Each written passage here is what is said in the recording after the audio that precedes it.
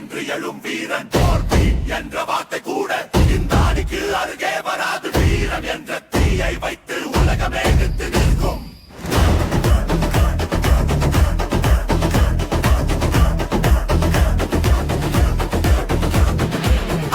பறக்கும் அந்த கேச்சு வானம் கூட தடுத்து நிற்கும். ஒரு நொடியில் மாறி போகும் போட்டியின் முழு கதையும் உம்ரா வீசும் பந்து வந்தால் புயல் வீசும் சத்தம் ஸ்டம்புழுகும் இந்த நொடிக்கலமே முழுக்க கைத்தட்டு கட்டிக் கோடும் வேகம் பார்த்தால் மின்னல் கூட பின்தொடரும். ஒரு ரன்னா விட்டு அந்த கனவிங்கிலாந்து கனவு உடையும்.